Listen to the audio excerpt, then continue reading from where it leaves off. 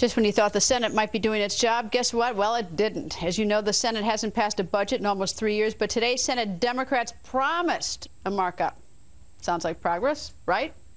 Well, not so fast. There are only opening statements, no amendments, and no votes. In other words, nothing. Senator Jeff Sessions, ranking member of the Budget Committee, blasting the Democrats' leadership. Democratic conference just did not want to be confronted with the challenges inherent in changing the debt course of America. Senator Sessions joins us. Good evening, sir. Good evening. Now, I posted on Greta Wire a picture, I think we have it, of the committee hearing today. Not all the empty chairs, but there were a number of empty chairs. So let me ask the easy one. I know the answer, but did any Democrats show up?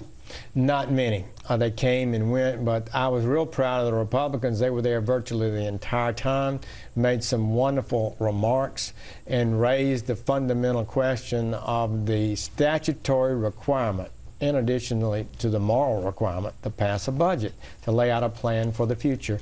And I thought our people did a real good job, and I think that picture was very revealing. Why?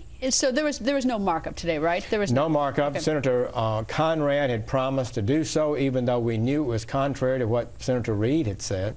But he really felt, I think, in his last year, he's not running for re-election, he felt like that the law requires a budget committee to mark up a budget and have votes on it. He intended to do that, and within hours of the hearing, the pressure was so great within the Democratic conference that he basically retreated and basically just had opening statements, recessed the committee, and we're not going to vote on a budget this year. All right, so essentially he caved. He caved to pressure, and so he's the one, in spite of what the Democratic leadership, he did have the power to do the markup on the budget for the Democrats. He did have the power. He's the chairman, right? He could, yes. I believe he could have gone forward with that, and it was his desire to, but he did give in before that responsible act occurred. Here's what the problem is the American people are really not that stupid. They know that it is not being done because the Democrats, who are the majority of the Senate, want to push it off until after the election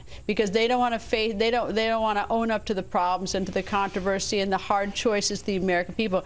But it's like, you know, this happens a lot in Washington. The Budget Act that was passed last August, all the sort of tough budget cuts, they don't go into effect until next January, after election. So none of the hard decisions are getting passed off post-election, and we get it.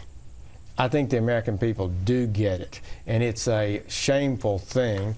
We didn't have a budget last year. It wasn't an election year. Why didn't we? Because it's tough work. It's a hard job. It's a great challenge.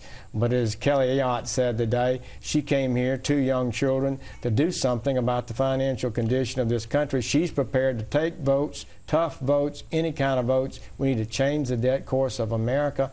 And the leadership of the Democratic Senate decided they were going to avoid it at all costs. Well, you say it's a tough job. I think it's actually sort of worse because it's not only just a tough job, but I feel like we're being gamed. That there is the reason that we're not getting a budget between now and November, that the Senate's not doing, not because it's a tough job, but because they're gaming us. They want to wait till after the election. It's a little bit, you know, more sinister than that. It's because these are tough, ugly political things. Voters are going to respond. They're going to be unhappy constituents, and it's not sort of like, you know, doing sort of the moral right thing and completing a budget and trying to do the right thing for the country. It's gaming the people.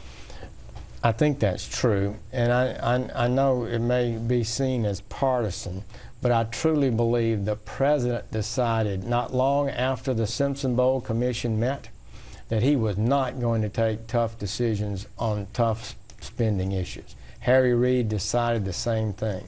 For 3 years, through a systematic, deliberate, planned effort, they have violated the statutory requirement to bring up a budget, avoided having multiple votes, so they budget. When you move a budget forward, you're entitled to have 50 hours of debate and amendments.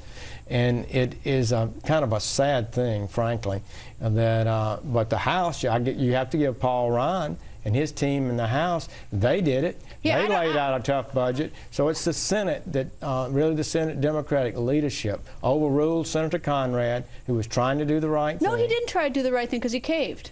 Now, you know, I don't. Well, I mean, he's a nice man. He's a nice man. But you know what? If you cave to political pressure and you don't do your job, that's wrong.